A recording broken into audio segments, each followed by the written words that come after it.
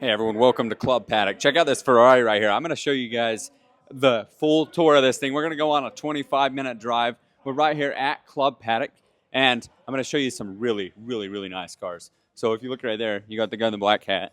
He owns this one right here. He's going to take me on a ride on the Ferrari, and then he owns this Porsche as well. Very rare car. So that one's about $700,000 in value. This one is about $250,000 in value. So that right there, those are the owners of these cars right here. And we're going to go on a 30-minute drive with this Ferrari right here. What's up, everyone? I'm Steve Holm, and I'm with Adam King, Bonneville Caulking Waterproofing. Okay. What are we driving today? We're in like a nice car. Yeah, this is my Ferrari 488 Pista, one of only 3,000. It's Ferrari's track-focused supercar. And it's paid off. Okay, guys, that's pretty cool. We're going to go for a whip right here in American Fork. Let's go, baby. Okay, let's get with it. I'm already buckled up. I think I need a full body harness, but I don't have one, so we won't get too crazy, Steve. All right, good. We'll just good. go have some fun and warm her up. So, what's the concept of Club Paddock, and why are you involved with it, and why? Tell us a little bit. So, Club Paddock, to me, I had a good friend introduce me to it, and it's all about networking, business. You don't even have to be a car guy. I mean, obviously it helps, but it's more of a social club and a networking club. Right here in American Fork, amazing people. I've met amazing people, done amazing business through there, and it's just a good place to concentrate like-minded individuals. So it's a good place. That's pretty nice. What was your other? Tell us a little about your other car that I saw in there. So that's our Porsche GT3 RS 991.2. Amazing fun car. It shoots flames and all the crazy stuff. Like, yeah, it's way fun. So for us guys that don't know all of the too much about these cars, what does this car run market value today? Today, with the miles we have, it would be around 800 to 900,000. U.S. dollars, guys. That's not Canadian trash. Correct. USD. If you'd be lucky to find a guy to let one go, because they've appreciated so well in the last year and a half, 2 years, they've almost doubled in price. That's crazy. How much is your other one worth? We 235. 235,000. Correct. That's pretty nice. So almost over $1 million in cars. Yeah. That's insane. It is insane to think about, but they're fun, and they're definitely a tool. Like people, this car has got me introductions that you wouldn't even believe. I've met amazing people. Like we use them for charity events. We'll take them to kids, Make-A-Wish, all those kind of things. The car group is amazing here in Utah, guys. Absolutely amazing. They do amazing things. They raise money all the time at Club Paddock for Make-A-Wish. It's fun to be involved with those kind of people, making a difference in the community too. Yeah, so if you were to say, so I'm 23. How old are you? 43. 43. So in 20 years, do you think I could own one of these? Easily, especially on the track you're on. I started the same path, investing my profits into rentals, and then took the rentals and bought even bigger ones, and then just started collecting rents. Those things appreciated, raised the rents, improved the buildings, never went and refinanced them, just paid them down and off, and then, yeah, just keep rinse and repeat. As cliche as it is, but it works. Hey, I get a lot of business advice. They tell me, do the most boring thing so many times that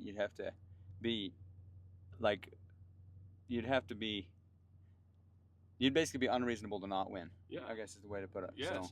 And even my main business, which is a commercial contracting company, we do waterproofing, caulking, tar, stuff that people don't want to do, but there's money in the trades. If you can figure them out, get involved, work hard, there's good money in the trades, people. Would you also say that when you're picking a trade, would you pick one that has like low overhead or high profit margins, or would you just grind it? Because I look at something like what you do, super niche compared to concrete. It is. And for us, that worked because, my competition's really low in the state. So for me, that what we sought out was, hey, let's go for things that are low competition, high margin. And then we've just grown from there, looked at other industries inside of what we do, because we started as a caulking company and then got into the waterproofing, the air barrier, the expansion, everything we do now. But let's wrap on drive now. You tell me about the car here. How often do you get this thing out of the garage versus how often does someone else make your payment? I try not to drive it as much. So I bought it 2.5 years ago, and I've put as many miles on it as when I bought it, and it had 4,500 on it, and now I've got around 12,000. So I've driven it, and a lot of Ferrari guys don't drive them, but these things have and I didn't buy this car to make money either. I bought it to have fun in, and that's what I've used it for. Just by coincidence, it's gone up so well. But yeah, it's a fun car. Yeah, like you've on purposely bought a rare one, obviously, so that it would keep going up, right? Correct. When I was seeking out these Ferraris or the car to buy, I wanted to go with ones that weren't mass produced and ones that I thought would appreciate. And Ferrari's always been a strong brand. Checked all the boxes, and off we went. So that's pretty insane. And it did. It about doubled in the last 2 years. Anyone could pull it up on Google. It shows the chart. I mean, these things appreciated like crazy. Did one of them crash, or a couple of them crash, or what? Yeah, I think that's what happens is they made such a limited run of them. There was only 3,000, and people wreck them all the time. And so obviously Ferrari doesn't produce anymore ever, and so they just keep appreciating up. And then limited Ferraris like this seem to do really well overall anyway, historically. Yeah, even if they just all park, right? Correct. Yeah, I've made some of my biggest connections are made by some of the silliest financial decisions, but it's always come from, it's always a product. That's a lot of power, buddy. Oh, that's a lot of power. That's you can feel it too. So, yeah, I don't even know if I can talk business anymore with this car. Yeah, we better concentrate for a second. Check this out, guys. 488. This is the car all the rappers sing about. It's the 488 or whatever. Like, I want a Ferrari. That's so crazy. 70. You can see We're it in Mexico too. That's just wild. Club Paddock's in Mexico, or what is? No, we are right now on the roads. Oh yeah. Yeah. Redhead, you gotta go there.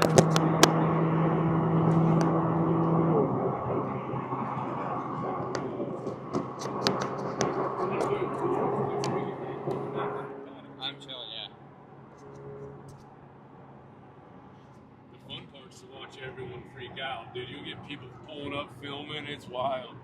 And then I'm always the nice guy. I'll be like, pull over and open the doors, let them look at, like, I try to be that guy that I would like to be. Like, if I was little and a guy pulled up in this, I'm always like, let's go for a ride. Yeah, and every day at Pista. I think there's like 3 or 4 of them in the state of Utah is all. You're good. it's like that's a lot of power. A lot of power.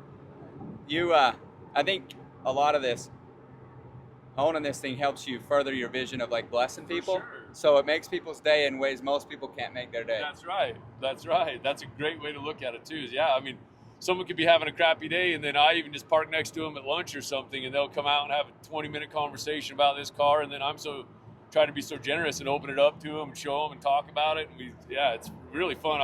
I've made some amazing friends to this car too, believe it or not, like a lot. Bronson Gomez, one of my best buddies, is because he loved Ferraris. He had one, and I pulled this to a little senior living center that they brought people out. And me and him have been friends for like 3 years, 2.5 years now. Best of friends too. Steve's gonna get to meet him. BG's a homie. We're gonna go meet here in a bit when we get back. I'm pretty excited about this. So if we were in the other car, you come to overpasses like this and you downshift and it shoots flames and gets all loud and stuff. But this, because it's a twin turbo, it's kind of muffled and doesn't get that loud V10, V12 sound that you would think, but it still sounds great in here too. But not as loud as that other car. When we get back, I'll start that other one up. It's bad. And we'll need, those are wild. It's so fun. It's insane. We're gonna take a loop up here. And just so Steve knows, I went and did a couple track days, earned a certification to understand this car, because these cars will kill you, straight up. Like if you take them off traction control up in here, you take this up into here, and I stand on it, it'll be like we're on ice right now. It's crazy. So there's like a proper way to drive these cars, and then a way that if you want to be dumb and hurt yourself, you can too. So my recommendation, if you get it to a level to get cars like this, is seek out the Ferrari dealership, the Lambo dealership, Porsche dealership, go to their training, and then you'll have full confidence in your car. Dare take them sideways. You'll know the limitations of your car. You know, Yeah. we've even taken them to the track. We take them to the track out there in Tooele. We're part of another group called Fast Lane Drive, and they're more of a driving group, where Paddock's more of a networking business. And yeah, they drive them. So we learn to drive the cars too, not only just have them. But this makes Steve feel a little better as I'm zagging through freaking traffic. Nah, yeah, if I was behind the wheel, I'd probably scare you. Yeah, because I am into the training. I agree, though. Anytime you're opening up something that has so much power, it can hurt itself. It'll kill you. Yeah. I mean, the first time I drove this car, I did not have the training, and I came back and told my wife, this thing wants to kill you. Like, it wants to kill you. And that's why there's less and less of them every year, is because some guy gets a big payout and goes and buys one and then drives it and wrecks it into a wall, and they total it. I got my tire changed, Steve, to kind of put in comparison what these cars are. And the guy was a mobile tire repair. He come over to the shop, pulled the wheel off, scuffed the wheel. And I was like, dude, I'm cool. Let's just try to get it repaired. We got it repaired, and the repair wasn't cutting it. When it got the tire wet or the wheel wet, you could see where the repair had happened, okay? And I said, dude, like, I hate to be this, but I shouldn't lose 40, 50 grand when I go to resell this because you scuffed the wheel. Held him accountable, pretty much the number one rule in business. And anyway, he ordered a wheel, but a wheel for this thing was $13,000. One wheel. One wheel. The wheel, not a tire, not a nothing. And I felt so bad for the gentleman. But like I said, I can't take that hit when I hired you as a professional to do the task. Yeah, that is fair. And the stop amazing too, Steve. Yeah, that's insane. Yeah, they're fun. We'll kind of rally it right here a little bit. Yeah, that's. Jeeps.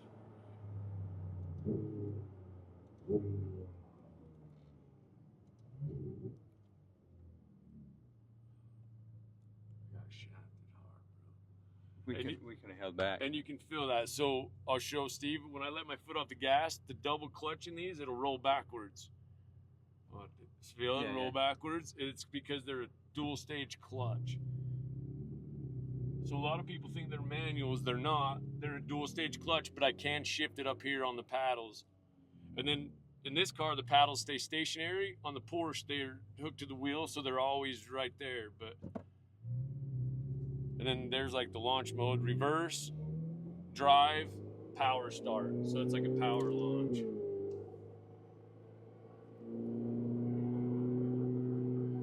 It's crazy. That's my hotel last night. Right here, the high Yeah.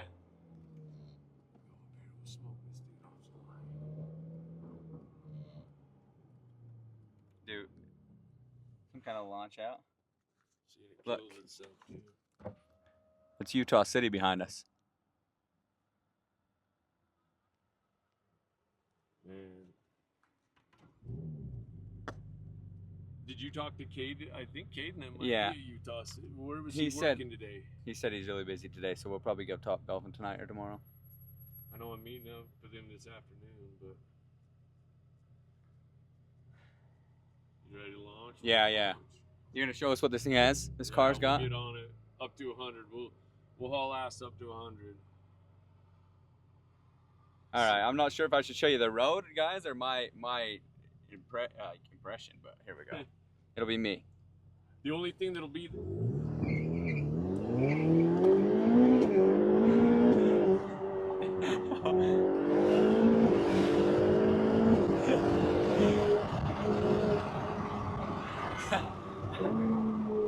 That's crazy wild. Oh my God. That's wild.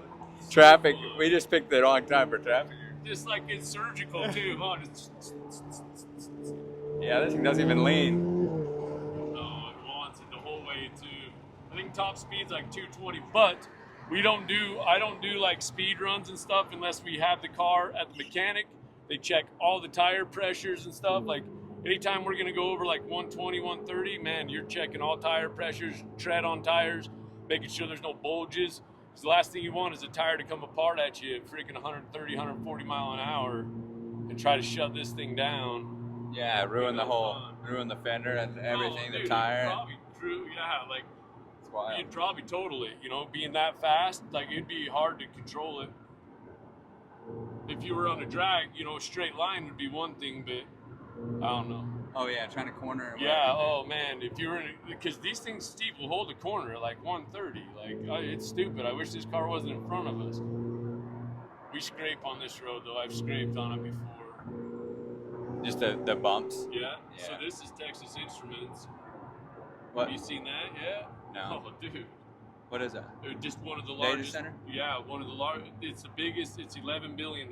It's the largest job in the state right now. Like, by far. 11 billion? With a B. Billion. With a B. Holy cow. Yeah, we came in second place, bro. Yeah, To caulk the whole thing? Dude, do all the waterproofing. It was like $13 million in waterproofing, homie. I could have bought 3 of these. Yeah. That's wild. Yeah. It was kind of, we were coming off a large job, the B's, but yeah, it's massive.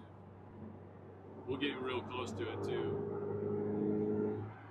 I can't believe you haven't heard of that. They're chip processors. I came out here, but it probably wasn't even this far though. Look at it. It's incredible right now. yeah, I came out here and did like a cash drop for my followers. Is that a truss? I don't know what they are, bro. But they're like building them in an assembly line. Like Innotek does. Yeah. Innotek? All of it. We do it in Novatech and Intelex and Novacast. Yeah, we can do a little air, sorry. Yeah. I can even turn on the AC. Yeah, you got it. Too much power in the car. Oh yeah, getting a little hot. It gets a little stressful too. It does. We can't get pulled over in Highland again. No, I've been tagged to it. Yeah, look at this thing, dude. It's sick. That's a truss. That's literally a truss. Those are trusses? Yeah. They build them on site for like a bridge between two buildings for data cables. And, or for, see they're assembling right there on that white crane. They're assembling more of them. They have a crane to assemble trusses that a crane will lift. It's no joke. That is... It's wild. And then the owner, so I live right up here, and then the owner of Hunt Electric is just building a compound, bro. Like do you guys know Hunt Electric down south? No, but is he working on that job? I don't know. I would imagine they're probably on that, yeah. But I've heard that Texas Instruments so big, they're having to bring out of state. Like, they could put every guy they have in Utah, and it wouldn't be enough manpower for it. It's nuts. The scale of these commercial projects coming to our state, guys, is insane. We have the world's biggest data center going in Delta. Exactly, the world's biggest. This isn't the world's biggest. They just spent a shizload of money to get it going, you know, but it was already existing. At one time, it was called Micron, and then Texas Instruments bought it like 10 years ago or whatever, and then got a big investment from the government. Apple was involved in it too, but they pulled their investment. That was big news a little while ago. I don't know. Good. But yeah, freaking good stuff. A lot of stuff going on. Jeez. It's crazy. That's wild. And like I said, I think the only car that really beats this in 0 to 100 is the Teslas. Like, when you pull up the stats, this does 0 to 100 in 2.9 seconds. So, and which is another thing, is it stops on a dime too. I was telling Steve, this thing just stops like you wouldn't even believe. The brakes on it are huge, like 20-inch freaking triple carbon fiber. I don't know. They're just stopping. Yeah, they have Incredible stopping power. I bet they have composite frames around the brakes so they don't get too We'll hot. get out and we'll look at them. There's photos when guys are at the track, the brakes are glowing freaking orange or red. What's the base of the mountain all the way up there? What's Is that the part of Highland? This is all Highland right here, and then Alpine's the next little community up. My house, see where they're cutting all those roads in? Yeah. My house is like right there, bro. And they told us that it would always be BLM land. But we've been up there for about 8-9 years now, and then they finally developing it behind us. My wife wants to get out. So Did BLM sell it? I think so. I think they sold it to them. Yep. Because it was just a sliver of it, and I understand that the state's like a business too. But yeah, they sold it to a developer, and off to the races. Yeah. It kind of unfortunate because there was a lot of mountain biking behind there. There was a lot of guys that would bring their horses right there and then ride their horses right up into the mountain. And Okay. so yeah, I mean, we're losing all that for a bunch more homes and stuff. But I understand. not bitching. Yeah, I mean it's It's part of it. capitalism. Babe. Yeah. Capitalism. All it's going to do is increase the value of my homes. Honestly, like, you know, it's just going to help. And your So, waterproofing business. all of it. Yeah, I mean, honestly, I love all the commercial contracting going on in Utah. You can either sit and complain about it, or you can try to capitalize on it, you know, and position yourself where you can have it be an opportunity. We'll go one more. Instead of negative, you know, like try to turn it into something positive. That's actually a really it's a little local, because I barely finished. My last YouTube video was about whether or not Cedar City's growing too fast, and how locals can actually get on the bandwagon to grow their local business instead of. They should be, instead of bitching about it. The Chamber of Commerce, like, you guys should be taking advantage of that. You're fortunate. Some of these towns would kick a baby for people to be flocking to their town like they are in Cedar City in southern Utah. What you need to do is, just like Steve's saying, is figure out how you can have it become an opportunity. Yeah, like I even mentioned these. Every new business needs a cleaner. Every new business needs somebody that does, you know, every trade to build it. Plumbing, electricing, roofing, all of it, framing. I mean, there's so much opportunity. You guys have that college down there. I mean, I'd take some of these guys that have been successful up here in Utah County. You got J-Dogs. You've got the Five Guys Burgers. Like, maybe you do something like a J-Dogs down in southern Utah. I don't know. Is there something like that? We don't have it yet. We don't have it yet. Or you talk to that guy, you know, put your own spin on it. You do a franchise. My sister-in-law and them have a franchise taco time out in Roosevelt. I was just on a vacation with my brother in Mexico, and he was showing me receipts that their franchise is doing about $150,000 a week profit. It's crazy. I have friends in Roosevelt. It's insane. So there's money everywhere, guys. But like Steve was saying earlier too, like, it's kind of in the hidden areas that not everyone's shining a light on. There's so much light on AI and all these other things. Go find your little niche outside of that, become the best at it, and lean in hard to it. Craziest thing is, we're driving past a park. I did a cash drop on it. Got over a million views in it. That's crazy. It's my second time to this town in my whole life, and this is where we're at. So it's kind of neat. It's neat. It's meant to be. Yeah, this is where my kids will go to school if we stay up in this area. Like, this was all farmland. When my wife and I moved up here, were all these little townhomes, and the farmer just said, hey, instead of me fighting this all the time, I might as well capitalize on it. All these right here. And here's the neat thing. They don't sell them. They only do 3-year leases maximum. That's a cash cow for generations. Are you saying that owner of this? The owner of it all, he owns all of them. He doesn't sell them. He only does up to a 3-year lease maximum. And then you can move to a different one? Yep, or you can stay in that one, renew the lease. Oh. But he's always increasing instead of just getting a one-time payment, he's made it forever now. They hired a management team. Dude, it's such a smart idea. Because everyone just usually does a development like that and then sells them. One time. Yeah, he's got another, you'll see the other chunk of his land. Like, he doesn't need the money. He was just tired of kids doing donuts because we're next to a high school here. And it was all alfalfa farms. And so he's like, dude, I'm tired of fighting these kids. He was going to the city to get all the zoning and all the stuff. And then, boom, they built these over the last few years. And, they don't sell them. They maintain ownership and then lease them. That is wild. It is. And look how many, there's hundreds of them, Steve. It's wild. It's probably $1 billion build. Oh, at least. It's got maybe, you think there's maybe 1,000 homes here? At least, yeah, probably. Yeah. It's got to be a 40-acre development or so. You look, they're 10, 15 homes deep, probably 50, 70 this way.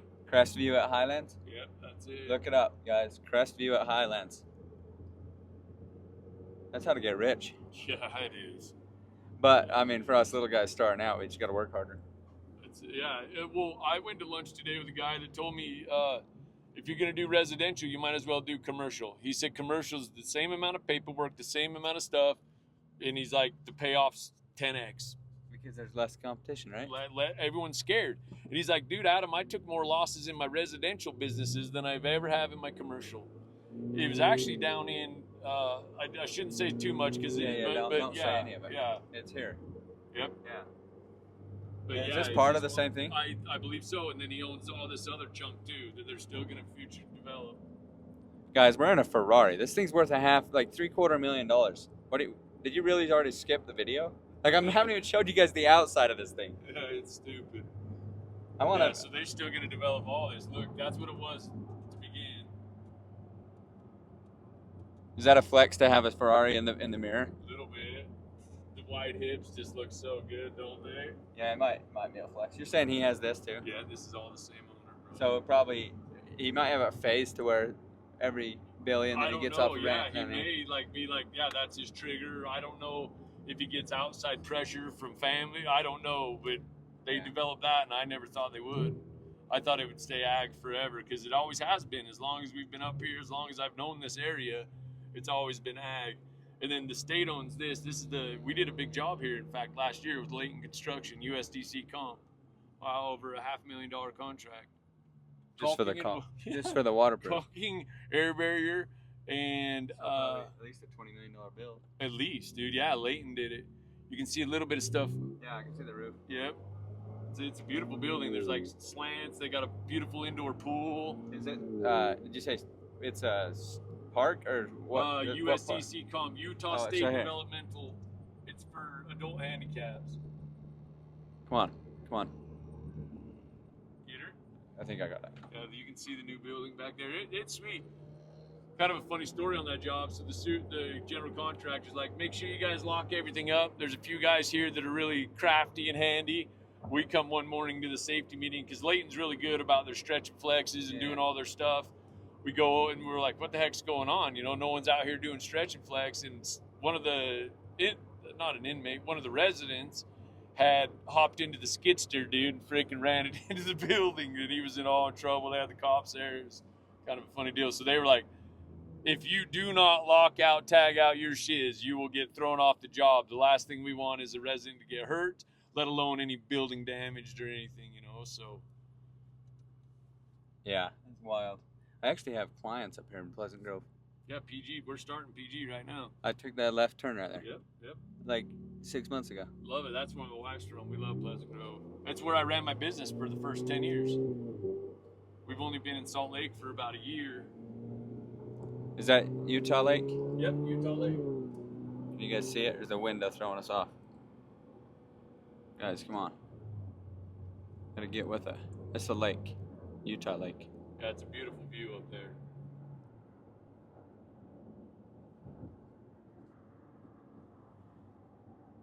I can't believe the car alarm went off when we got in it, Steve. Like, got this thing hot wired good, don't we?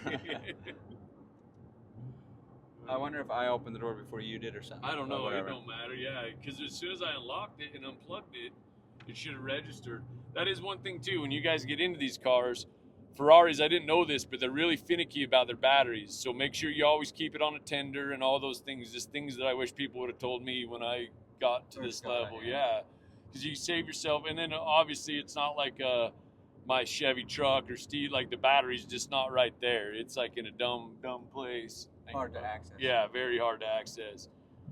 There is batteries, I guess. I learned that will deplete everything but one charge, so they'll give themselves a jump. But they're like $4,000 or $5,000 for one for this. So yeah, batteries, and then like any other vehicle, oil changes. Make sure your tires are good, and these things will last forever. That's the one thing I was kind of bagging on Ferrari guys. They don't like to drive them, but these cars are engineered and built to be driven. Like they want to be driven. If you let them sit too long, the seals will leak. They'll start leaking fluids. Like even like this, like me and Steve just stretched our legs a little bit, hit some higher RPMs, burn some. These cars need that. Probably once a month, to be honest. I should be doing that. But yeah, we'll go back and we'll fire up the Porsche too, bud. Who holds the renters accountable for running it how you want it rent? What do you rent? Do people rent this car? No one rents it. No, it's my car. Okay, so it's not even available for rent. Not even available for rent. Unlike the Jet. Yeah, the Jet. Can you tell me a little about the Jet? I don't have a Jet. If anything, I'm going to be a renter in a Jet. There is a company, though, SkyShare. You guys should look them up if you're serious about it. They've got some really neat tax incentives to become an owner of a Jet because you get pretty much a large portion of your investment back when they sell it. And then you have the option, because they can force depreciate them. I'm not really sure about it all, but they were saying you can get it all back by doing it like that. So I mean, hopefully we get there, Steve. I'm down. I'm ready for it. the jet. The Jet. bank. This could. I mean, with the way this car appreciated, we could probably get a nice plane. You know, for around what these are for, $700-800 grand. We could buy you a lot of airplane. Yeah, that'd be a pretty nice. I don't think you get a jet, but you could probably get into some turboprop stuff easily. And then if you just wanted to ball out and finance something, you could put all $700-800 grand down on it, and then get a loan for another $1 million and have real Pilatus type shit. You know, sorry, Pilatus type shiz. How does the burnt peanut not get banned? Do you know who he is? Oh, this isn't gonna be censored. It's not TikTok. But he's always dropping He just picks his he picks his platform wisely. Is that what it is? Yeah, you can't. Do you know who the but it also is? no, but it also it will shadow ban it, so your followers can see just fine, but but it won't discover new people. You know. That's what a shadow ban. See, that's how old school I am. I don't even know what a shadow ban is. When Steve's saying all these cash drops and stuff, I'm like, what is this? See that hydrant? I had cash by that hydrant.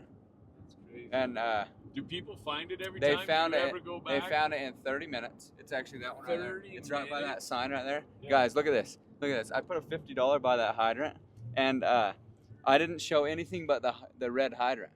And so it took within 30 minutes. Then I had like four DMs that were saying, "Is it this hydrant?" and sent me photos of similar looking ones. If you look at this grass hill across here, I told them what city it's in, and I didn't show them any road or any surrounding material, just the red fire hydrant, old style, and they found it in 30 minutes. Is there a way that they're able to see, like, is there any software? This is how ignorant I am. Is there anything that they could back trace your picture and get the GPS? Like, how are they finding it that fast, Steve? So is it not spooky? That's a little spooky. Both. There is such thing as geolocation, but the person that found it is not that smart. Can confirm. So the person that found it told me they looked at like 15 hydrants down this road for this look basically. They just pulled over every red hydrant with grass. Yeah. Okay. Yeah. So I did one in Cedar City on concrete, and they had 32 photos of different hydrants in concrete, and I've never seen a hydrant poured directly in concrete up until the time I hid the cash. And so I just showed the concrete, and I said there's plenty of information in this video because there's concrete directly around this thing. Right to it. And they sent me 32 photos of different hydrants in Cedar City with concrete all the way around them. And I was like blown away. Yeah, there should be that little foam. Yeah, they should never, as you know, pour right to that. That expansion and everything's ridiculous. Yeah, at worst they should do that perforated foam at minimum, but typically hydrants are in grass or landscape. And another thing, AI guys, you don't got to be worried about AI taking your job. Like, I'm not worried about AI at all. It excites me because I'm going to implement it into my business, and we already have. Hopefully my competition's not watching, but we've already implemented it into our business, and it's made some of my management feel like we have an unfair advantage. And you get to Caulk the data center. And we had to Caulk the data center to compute the business savings. Correct. In fact, we do. We've got an amazing meeting with Layton Construction tomorrow to talk about some really big projects out in Eagle Mountain that we're just ecstatic about. So, yeah, there's some good stuff going on. Even a guy to be an electrician right now. If you're an electrician, you can pretty much name your price at these data centers, guys. Know your value. Know your value. And then actually perform. Right? That too. Overperform, Steve. Like you and I have done. You know, like you overperform. Because anymore, you got to almost do that to stand out, too.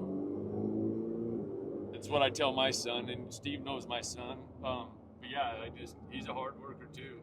People say, here, honest opinion, though. What made a rich guy reach out to a poor guy like me? Oh, shoot. You're not tell me, like, what traits you looked for on my Instagram account that made it worth the direct message. You were clear communication. I knew that your real estate is why I first started following you, because I buy the same kind of real estate that you do, and I wanted to see if we were following the same model. And then once I started following you, I'm like, dude, this guy's rock solid. It was honestly your consistency, Steve. Consistency of the videos you put out, the like I said, the communication, the consistency of you putting yourself out there too, the events that I was watching you go to, the people I was watching you have lunch with. I think you were at Silicon Slopes the other day, just those kind of things. It's consistency, and consistency is what like pays off. It's wild because that's what's got me in most of these rooms. That's what got me in this $500,000 for Ferrari. That's right, you know, baby. or $750,000. Yeah. It's not because I paid him so I could do a video. It's because we're like friends and he has one. Here, you I know? gotta show Steve because he keeps belittling my car. I gotta show him the picture I took of one just the other day. Base model, we're good. Shoot, we'll do it at the. Yeah. Well, so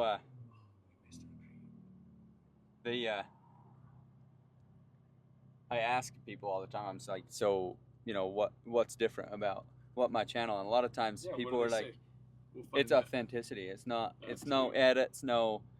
I'm not trying to look rich on my Instagram, and you know that. Right, you know, I'm so. You never come off that either, and I don't either. I mean, I try to be so humble. I don't ever really bring this out. I don't talk. There's a few pictures now that I've owned it for a couple years, and I've been with the Paddock. But before that, I was really private about it. Like, no one needs to know. You know, I'm proud in my little family, but that's about it. And now you guys will know. But yeah, I mean, I actually tried to.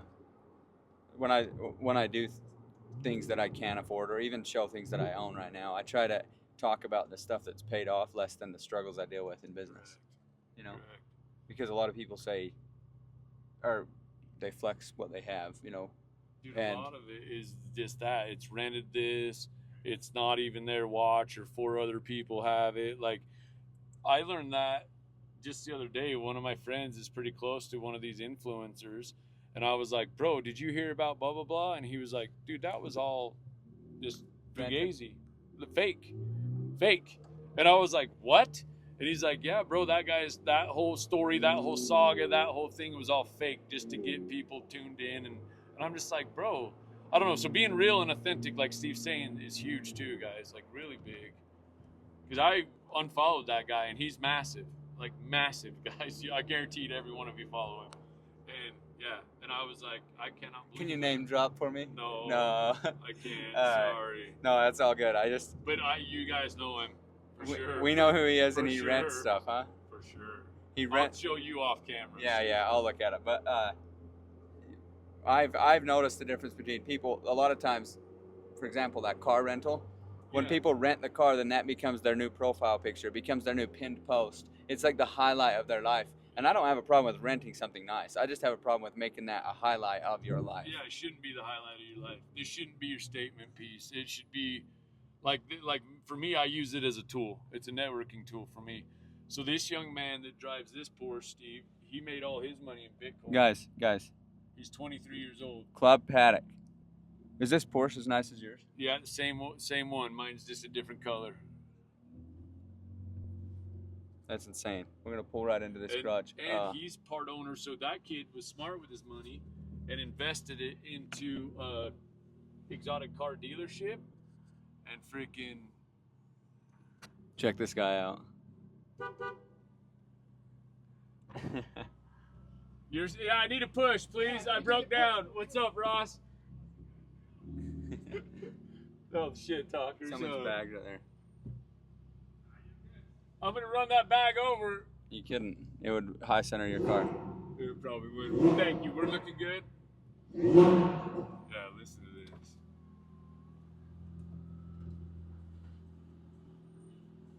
What up, boss man? Dude, I can't wait either, bro. I want to. Okay, this right here is his car. I'll show you the outside of this. Man, we might be screwed, Steve. No, they'll figure it out. It's easy going. We should have backed. Okay, yeah. Thank you guys so much for watching. What do you want to say? Goodbye to these guys. Yeah, we're going to get out and network a little bit, but goodbye. Thank you guys for tuning in. Steve's a great dude. Follow him and you'll make money. Yeah, I agree with that. Follow me and you'll watch me make money. Goodbye.